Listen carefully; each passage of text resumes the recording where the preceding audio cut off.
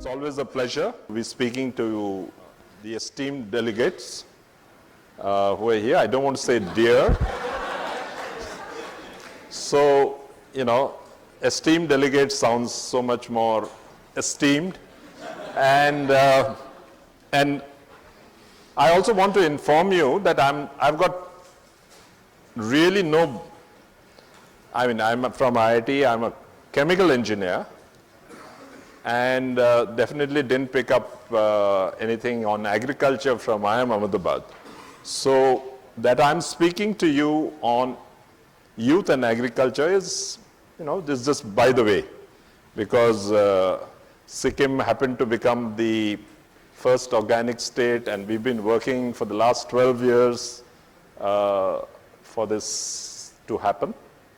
We got the Prime Minister in January, and he's actually been following Sikkim and organic agriculture, and he's, referenced it so many times that Sikkim is now, if anyone says Sikkim, then, it's organic.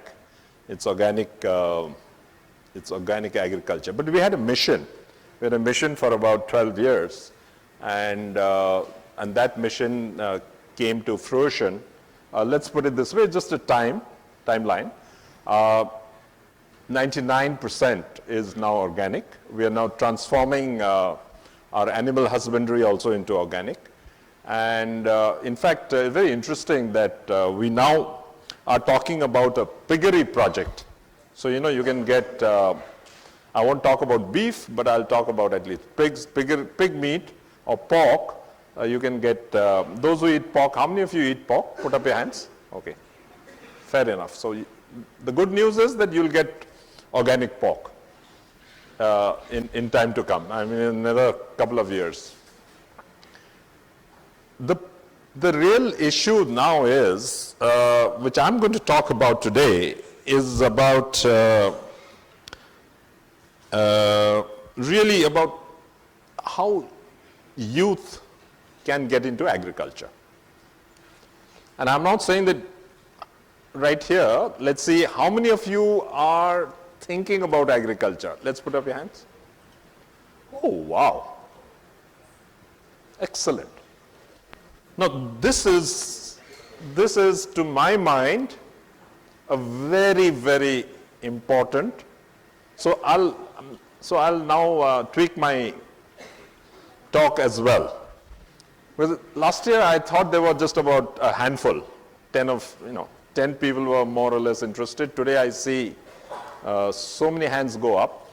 It means that people are really thinking. And the reason we are thinking, I think, is, one of the reasons that I've been vested in this for some time now, is that this country has to think about its food security. And do you know that we're losing farmers at the rate of 2,000 per day? That's the loss, either through death or, how many farmers are committing suicides, plus young farmers who are actually giving up and moving away. So that's the kind of number. And now if you actually start calculating, it's a very serious number. And we have to start thinking about, at least for people like us who are in the policy space, we have to say, what are the policies that are working and what are not in states like ours? And then the rest of the country can actually follow. So I think we're thinking ahead. We're really thinking ahead and trying to say how we can, make organic farming a very high-paying venture for young people. And I think this is something which, let me share a couple of, highlights with you. Just to give you a kind of, the numbers. For instance, why would any of you, for instance, want to become a farmer or a producer of agriculture products? You would do it because it's got it's got the moolah, it's got the money. You have to say, listen, this is a profitable venture. It's good for the earth. It's good for my country. All that is fine, but at the end of it, I want to also see money. And this is where I think to get young people into agriculture is proving to be a little more tough. It's a little tougher going, because other than climate change and all the other imponderables, the prices in the marketplace is also something that we need to worry about. And that's again something where governments can come in and say, look, can we somehow support it? If there is a problem, is there a way in which we can support it? But far removed from that, are we seeing more and more young people getting into farming? And the answer is yes. The answer is a definite yes. In Bangalore, for instance, there is a organization called Lumiere. How many of you from Bangalore? Lumiere is run by, again, an entrepreneur who actually came back from the so-called West and set up a farming come sales and at a high end. He realized that all these young people who are working in these software production factories, actually at the end of the day, they require high quality food. They don't require a KFC, they don't require the kind of food that actually, the junk food that doesn't really inspire the soul or doesn't help their body. And as a result, today, he has moved from a small farm, he's bought another large farm, he's working with other kinds of farmers, and he's already having, I think, about 3 outlets in Bangalore. Now that's the kind of, and I think in terms of, whatever I could see from whether is he making enough money, he's not only making enough money and, laughing all the way to the bank, but I think he's feeling great. He's got a sense of joy of doing what he's doing. And that, I think, is the most important thing, that you're not only making money as you do this work, but you also know that you're helping the planet, you're also helping your country, and this is the way to go. This is the only way in which we ultimately localize our production, localize our markets, and yet make enough money so that we are able to serve society in the best way possible and serve humanity. So Lumiere is just one of them. Manjunath is his name. And if those in Bangalore, please go and look him up and also tell him, will you tell him that I spoke about him? Yeah, all right, that's great. The other thing that I'd like to tell you is, back in Sikkim, I'm a mountain man. By the way, some of the things that I do is that I'm one of the founders of the Integrated Mountain Initiative. It's an IMI. You can go to imi.in and see what we do right across 11 mountain states, mainly in the Himalayas. We're not talking about South India, but the Himalayan states. We are working in all of the Himalayan states. And the vision is a very simple one. And I like to share it with you. The vision of IMI is to make every Indian proud of its mountains, if you're not already.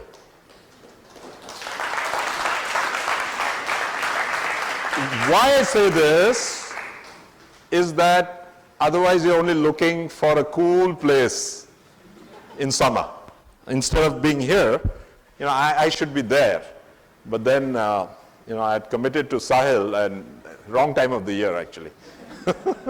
However, so in the mountains, mountain farmers are of a different breed. They have smaller holdings. You've got to create flat land, so you do terracing. And it's a lot more hard work, a lot less you receive for a lot more input.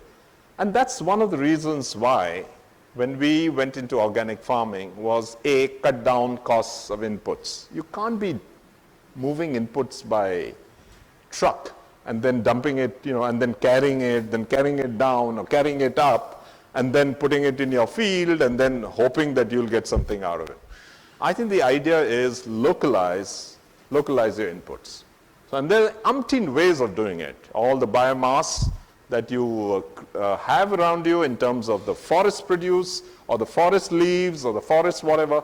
And if you have, especially if you have a forest which is on your northern side and it goes up this way, then you are the luckiest person, because every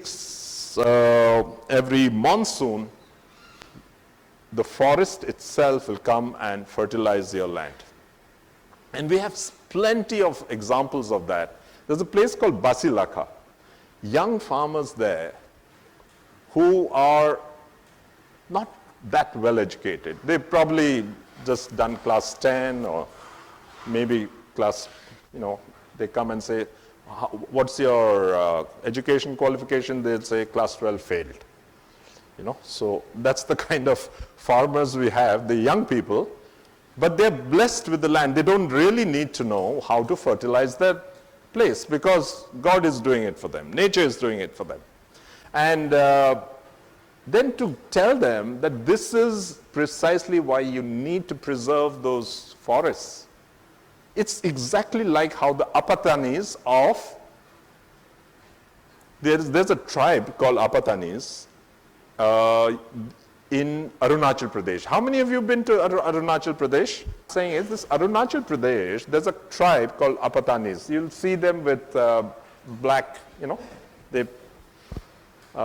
they have, even before anything was like, your tattoos were known throughout the world, they had this tattooing system in which they would tattoo their faces, especially the women.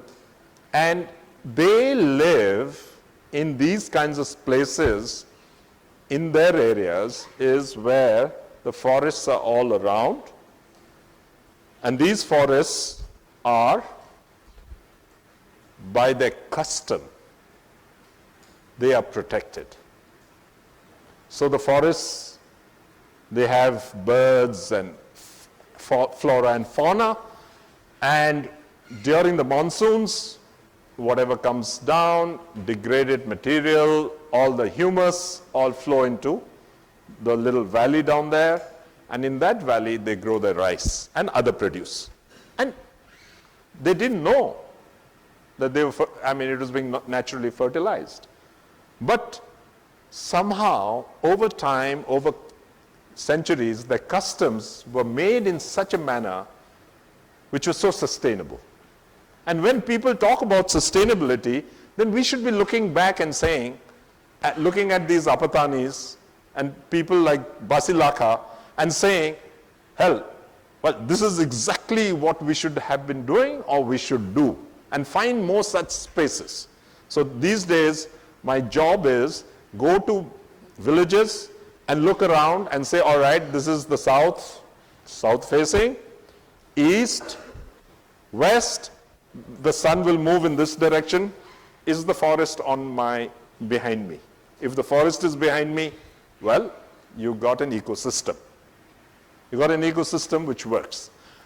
It's as simple as that. And that's one of the reasons why these guys in Basilaka are brilliant. So what they've done is they've taken the floriculture to another level. And a guy comes to me, recently a fellow came to me and I just quizzed him. I said, what's the kind of money you make on an annual basis? And because he needed something out of me, it's trading of information, right? He needed something from me, so I had the opportunity to quiz him. And he gave me, which I thought were fairly good answers. So he says, from floriculture, I make an average of about 8,000 rupees per week. He gets all his cut flowers throughout this season, into Gangtok. And in Gangtok, he gets 4 rupees a stick, and he manages about 8 to 10,000. And then he says, from my cardamom, I get in a good year, cardamom, cardamom, large cardamom. On a good large cardamom, he earns about a couple of lakhs per annum. And then he says, I have a little bit of rice. I take that guy's, my friend's land also, and so we till that as well, and we make some money there, and we make some money in maize. And it is amazing, pun intended, to see him actually grow maize and transport that maize to a place which we call 32 number. It's 32, that's the name of that place. Agriculture. Because to bring the fertilizers up and then redistribute them to the farmers, such a huge logistic exercise that it was untenable. So as long as it is subsidized and so on and so forth, it's fine. But as you know, slowly subsidies were anyway getting pared. So for us to get into this was a major economic decision as well. It is a decision in the right direction. So to that extent, farmers were asked not to, or slowly cut back on the use of such fertilizers. And that is exactly what happened. It took us 12 years. Remember, the first set of people we had to actually convince were the agri officials and the extension officials. This is like asking your organization, which has been, deeply into this inorganic kind of agriculture, to say, listen, now we have to actually stop doing all that and do something else. So it was a huge movement. And that's one of the reasons why it is going to face so much more challenge in some of the larger states. And we have to start promoting it incrementally. Say, for instance, the northeastern states of India. That's where I think we are focusing on. So that's why one of the things that was discussed in the recently concluded Northeastern Council meeting was to start organic agriculture, take help from Sikkim, and see that the other states like Mizoram or Meghalaya and Arunachal Pradesh can start this kind of work. Okay, so that's number one, and it's difficult for other states. Let me tell you. The other point which we are seeing that organic farming will be helpful for smaller farmers. All right. So listen, smaller farmers or large farmers, it doesn't really matter. What has been found is that there's no difference in productivity if you know your soil science properly. If you give enough raw material to your plants or to your whatever what you want to grow, they become the same size or the productivity is the same. And in the long run, because you're using local material, you are actually getting a better return on your produce. So there is no truth in that small farm versus large farm concept. Everybody is moving towards organic agriculture. Today, the world over, it's already touched $20 billion worth of business. And it's growing much more rapidly at almost a frenetic pace of almost 15%. So there we are. The world is moving in that direction. And so the Monsantos of the world, and they are actually getting a little jittery because of this. Firstly, a huge shout out to Sikkim for setting the tone for environmental friendly initiatives. So my questions are like, how did Sikkim deal with the seed companies, first fertilizer companies, in converting into organic?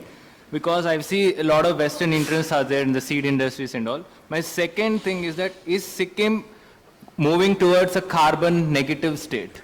What are your views regarding GM crops and their use in India? GM crops. And secondly, as chemical farming is now a conventional method of farming, Do you feel that the chemical pesticide and fertilizer producers are lobbying against alternative methods of farming? Yeah, so the two are related. Both your questions are related. There's definitely a nexus. There's definitely a pushback from these organizations that, if organic farming takes off at the rate at which it is, these companies like Monsanto or, GM crops, etc., will really be in deeper trouble, because already that India has not yet taken off in terms of GM like the West, and rightly so. And I'm totally against any form of genetically modified stuff. The second, in terms of like whether there will be a pushback by these companies, whether they're going to use their muscle, obviously they will do it. But I think from the Modi government's standpoint, we are very much sure that we want to take farming and make it the traditional kind of farming with scientific input. And so therefore a lot of research has already started. In Sikkim, the ICR complex there has been made a national center for organic research. So, this is the kind of fast movement in this direction that's already happening, thanks to this present government policy of seeing that, we don't really keep on putting urea, and, urea or pesticides, we know, like for instance in Punjab, there's a train that comes to Delhi every day, which is known as a cancer train, yeah. So more than that, what are we going to do? So when pesticides and fertilizers and chemicals are costing us lives, then I think the policy has to kick in, which says, let's get back to the kind of farming that we used to do and we use. And today it has been proven that it's no less productive. There was a time when people were saying, no, this is... So sometimes I wonder whether the green revolution was really a green revolution. And someday there will be research done whether actually there was...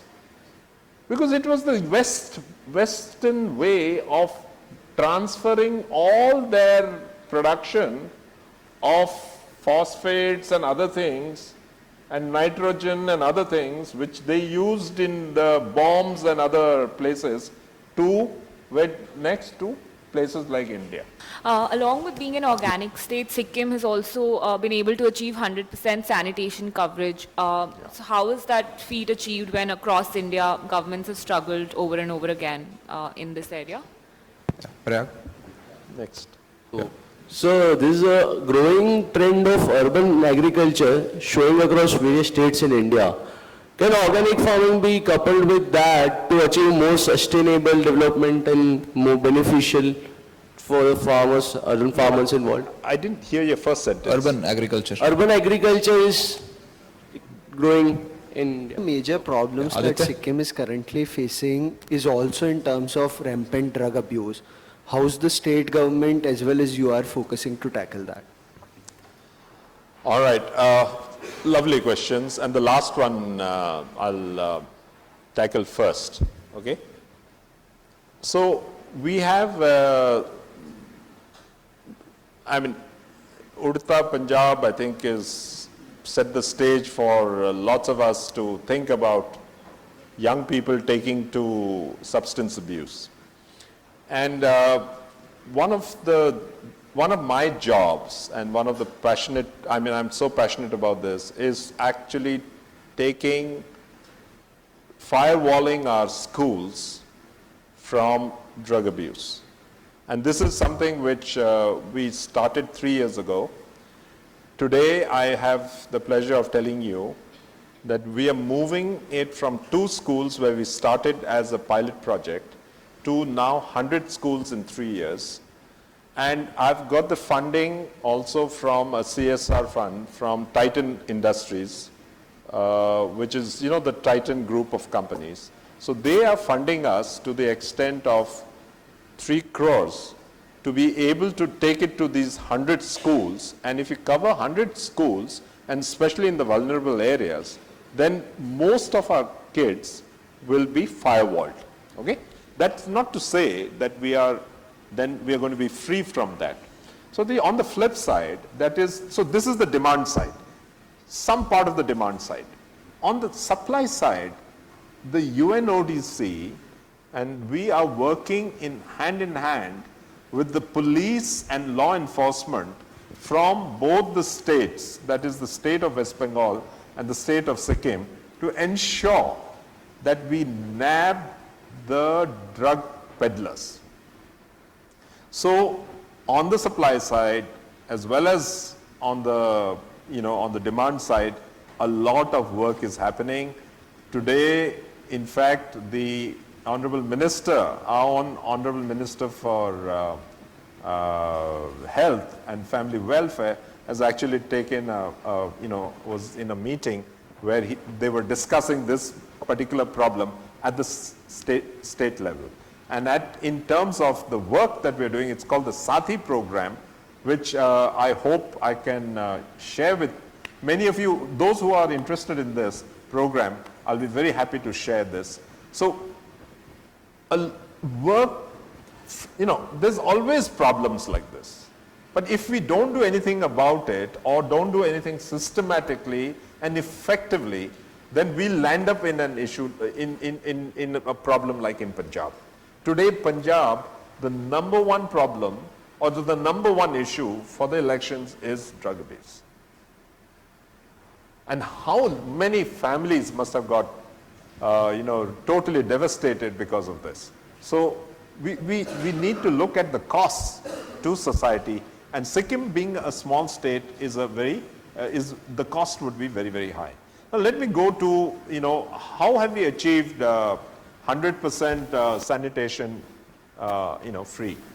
We did this by 2008.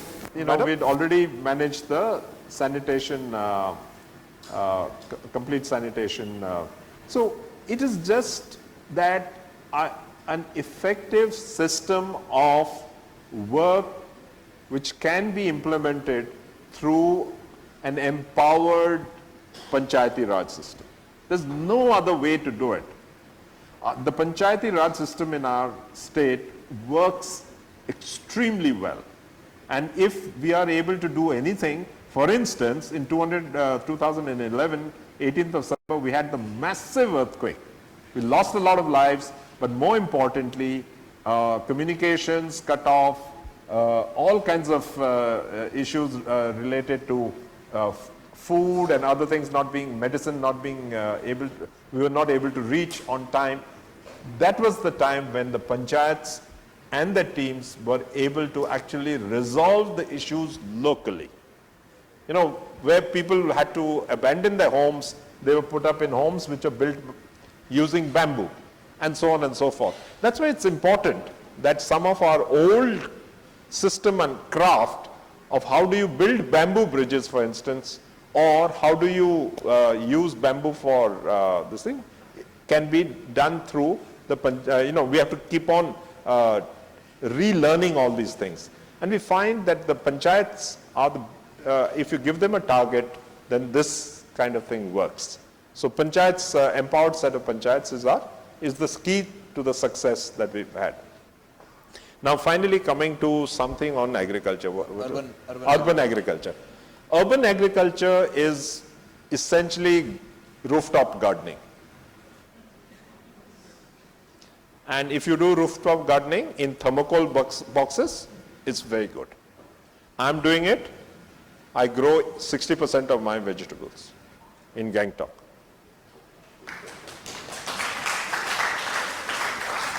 And lest you say that you are fibbing, you come and see it in my house, okay? And like I've given you 2 coupons for buttas, you can, during that same period, you come and have a look, okay? And I can feed you a meal also. I've fed some very interesting people wonderful breakfast, chapatis and the vegetables that came from my garden. And then after feeding them, I took them to the garden and said, see, this is the one which you ate. So it's as interesting as that. Actually, we do a program called Good Governance Yatra, in which we study different model projects across the country. Why don't you come to Sikkim? Yeah, so I was going to propose this as probably in near future we should come to Northeast. And I'll facilitate that. No issues. So, Good afternoon, sir. some more questions? I wanted to know what your opinion on cow slaughter is and its respective effects on the agriculture and animal husbandry industries within Sikkim. Your views on cow slaughter and how it affects animal husbandry and agriculture. A cow slaughter ban, yeah. We don't slaughter cows. In Sikkim, we slaughter only bulls. Cows are also considered holy, and we don't slaughter cows. Okay, so that should answer your first question. So we have a policy, unwritten code, not to slaughter cows.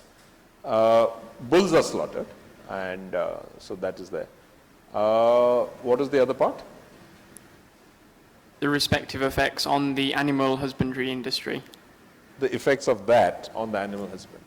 No, actually, since we don't slaughter them, and the urine and the cow dung is of immense use for all kinds of biofertilizer, I think they're just tremendous. Only thing is, till recently, we had to import a lot of cow, feed, the feed for our cows, and that's not organic. And so, either they're made out of maize and other things which are not grown organically. So willy-nilly, you're actually not having any form of cow dung, etc., which is, say, organic. So that transition is actually happening.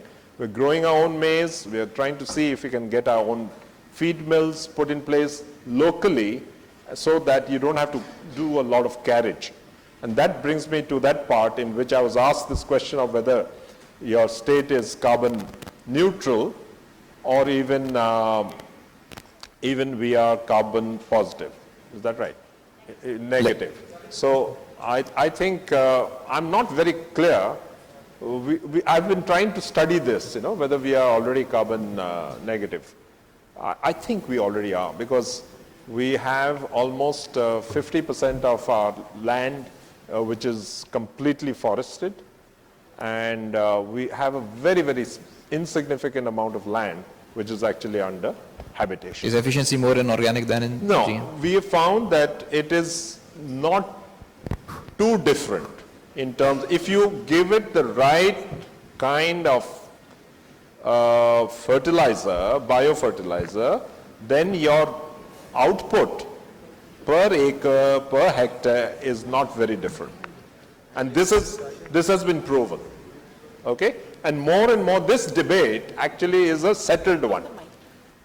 It's a settled debate. Okay, yeah. Yehuda, Sham, and then Devki. Where is Yehuda? Yeah. Hi. I was wondering if there are any foreign initiatives in Sikkim regarding agriculture, and if there are, what's your opinion about such initiatives? What? On some so he's from Israel. For example, I'm going to put my input on this. Like, for example, Israel into agriculture training centers, for example, the foreign initiative. No, we wanted it, but I think it was taken away to some other state. So you can help us. One is in Haryana. Yeah, one is in Haryana. One is All in the big Gujarat. states will always pull it. So there's this concept, in organic farming, you can again use salmonella and multiple other, organic fertilizers. But there is a concept, and a very Indian concept, of zero budget organic farming, right? Wherein, as you rightly said, the cow dung, cow urine and so on, the produce within the farm and the husbandry within the farm ensures the sustainability of the farm, which is almost like zero budget. Everything you need grows within at least the farm that you have or the village community that you have. Do you think that is a viable model? And another tangential question is, there was a study which said we had 150,000 varieties of paddy in 1950. And we've lost almost significant numbers of them, more than 50,000 of them, or close to a lakh, I'm not sure of the number. So is there a need to look at our traditional varieties of rice, paddy, and multiple other crops, which have evolved over so many years of crops? I mean, both of these. Dr. M.S. Swaminathan has actually advocated, after doing all that green, what's it called? Green revolution, that now we need to start looking at all our rice and other kinds of seeds and save them. Okay, now he's come a full circle. In terms of whether we are doing anything in that direction, and seeing whether I've already given you an idea as to how sustainability can happen with zero kind of inputs from our side if you use and let nature do its work. I gave you an example. Apatanis are doing it, and they've been doing it for centuries. And they don't have a concept of animal husbandry, by the way. Okay, so they did it much without without cows and without cow urine and cow dung. But the fact of the matter is that you have birds and you have bird droppings. You have animals and you have animal droppings, and all that happens in the forest. And and they, over time, it all becomes humus. And that when the rains come, they flow and go and inundate your fields with all the fertilizer that you need. That's absolutely zero input. So whatever zero you want, it's there. So that's the way to do it. And that's why I keep telling my, I keep looking around. I have my own land. Unfortunately, nobody's farming on that now. But my own land has that kind of a setup. And I'm so happy that, at some point I'll be able to go there and with zero input, I'll be able to get whatever I want. Yeah, Devaki. Back Sikkim won in a couple of years back, Sikkim won an award under NREJ Sammelan for their Dhara Vikas program, I don't think which there's revived. anything more to replicate. If, you can see in Delhi also, wherever it's the Prime Minister's moving, the traffic is very well regulated.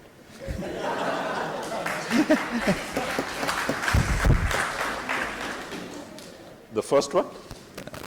On how to replicate the farming model, agriculture policy. See, I think we can't, if God doesn't give you water in the form of monsoon rains, I believe monsoons have just kind of moved into Marathwada. Hopefully the drought situation will ease. But, those who have gone into organic farming realize one thing, and that is they have a low burden of pesticides use because pests are few and far between. Okay? The second is that groundwater or ground moisture content is actually better held. So in so many ways, I think organic farming is just the kind of thing that is needed as a 21st century tool. So I'm just making a statement today to all of you that if all of us actually start advocating organic farming, a lot of our problems is going to go away. Farmers don't have to buy expensive pesticides. They don't have to buy expensive inputs. Whatever farmyard inputs are there, add a bit of the other biofertilizers that are easily available today and go ahead and do it. Your underground water will become much cleaner. You'll be drinking cleaner water.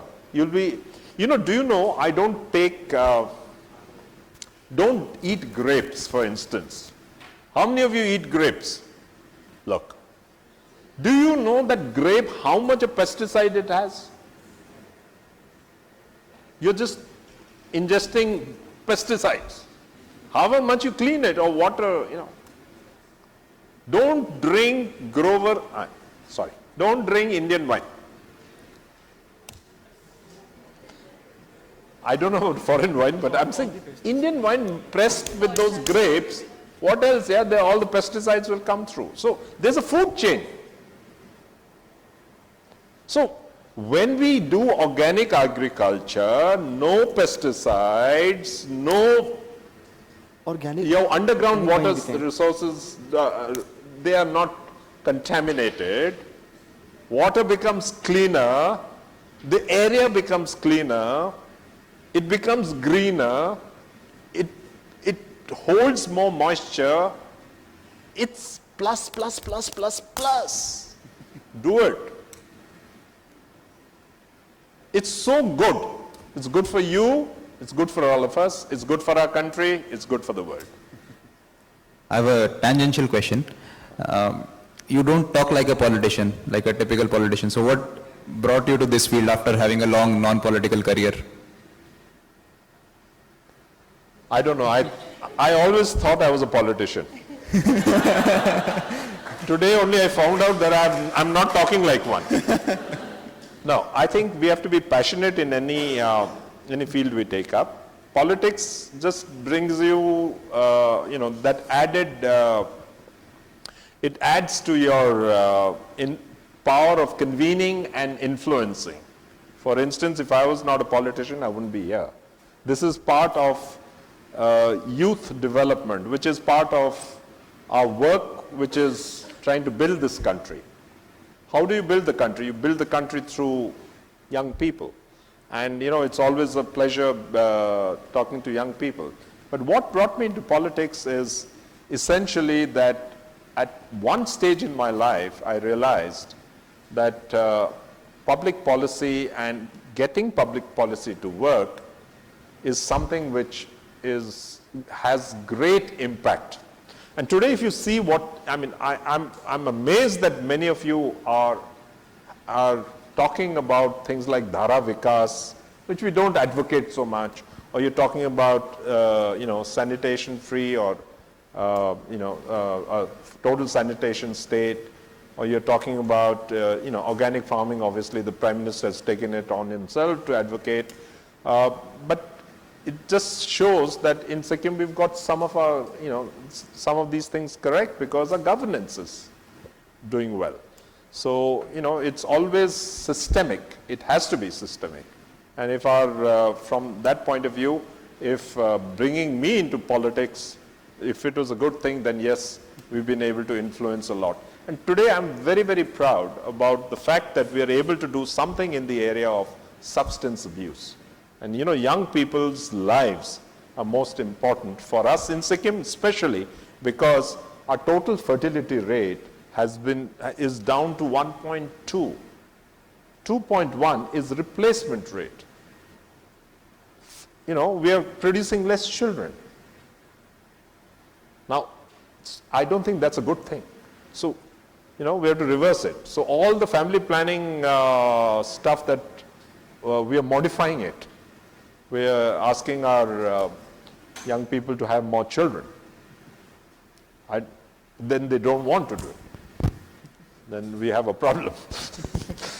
See, there's always a problem to solve.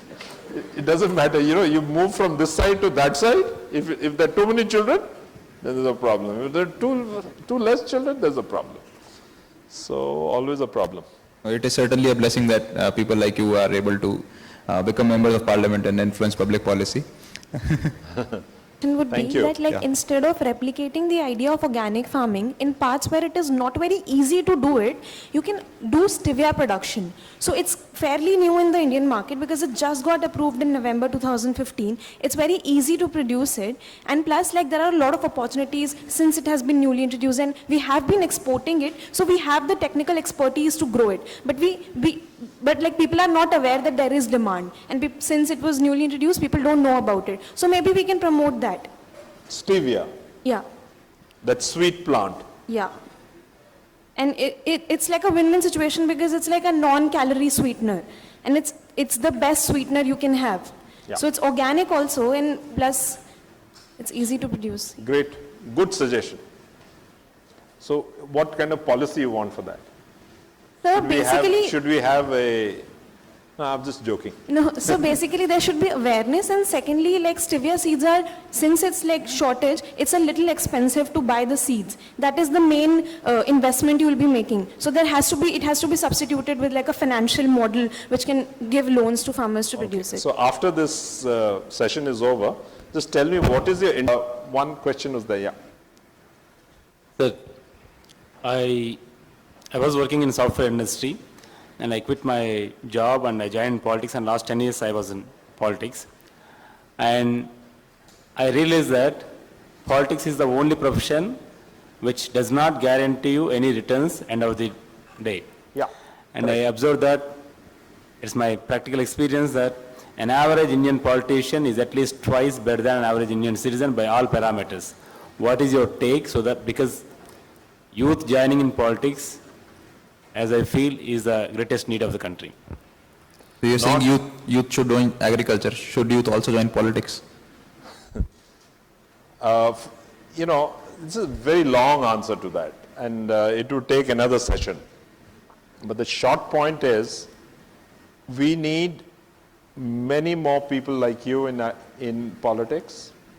Politics is a very, very tough line. People don't understand that we almost work 18 hours a day. We are trying to resolve all kinds of issues which affect an average citizen to affecting policy of a country. So the kind of diversity of inputs and addressal mechanisms is just phenomenal. And that's why I like the kind of work which Sahil is doing, is in terms of bringing fellows in contact with parliamentarians and others, so that we can not only mentor them, but they can also help us with the kind of work that we need to do. Number one. Number two, which is most important, if you've come into politics with a view that I'll get to some place, I mean, it's always good to plan that we need to be somewhere, but also be prepared for total disappointment. Because if you don't choose a path, sometimes, that's why, you know, have you noticed politicians have any number of rings? I don't have rings, but politicians have rings. And the reason is, they believe in fortune, they believe in God. How many of them visit Tirupati? How many of them visit any number of other places, Kamakhya and so on and so forth? Is because that there is no guarantee for anything. Today I'm nothing, tomorrow I'm a member of parliament, day after I become a minister, and the day after, a few months on, I become the chief minister of a state. I'm talking about Sarvabanda Sonowal. Look at that, his meteoric rise. He was no one, first time in parliament. Okay? Joined the BJP, won a seat, came to parliament, made a minister of state, then went into fight for BJP in the last elections in Assam, now a chief minister. Now if that isn't a kind of a blessing, then what is? So that's why politicians think about God and good fortune and so on and so forth. So what does it mean at the end of the day? The other flip side to that is there's huge uncertainty. And that uncertainty can lead to all kinds of problems. So maybe offline we can discuss it. Nonetheless, more and more young people must enter politics. Must enter. What are the opportunities which Sikkim government is providing for youth so that maybe engineers can involve and contribute in the developmental process which is happening in Sikkim? Engineers? Yeah, engineers in specific and generally if like open like the other No, people. so Sikkim's set of opportunities are like any other state. There's nothing specific as in this thing, but we have as many young people who are not employed like any other state. and we have all the so-called mechanisms to ensure that they get good capacity building or skill development, and then they move into, say, especially in the area of hospitality, that's a good area to be in, and also in the area of organic farming, in the entire value chain. Now, the problem with young people is also that many of them, their aspiration levels are different than what they are capable of doing. And that's where I think our education process needs a really thorough overhauling all across the country. This is the major problem. Today, I'm seeing a crop of people who have, in their own way, succeeded. I mean, I don't know whether you succeeded because of yourself, or the environment at home, or the schools that you went to, or the teachers that gave you the education, or, whatever. But this is not India. You don't represent the average young person. And that's problematic. Thank you so much, Mr. Rai.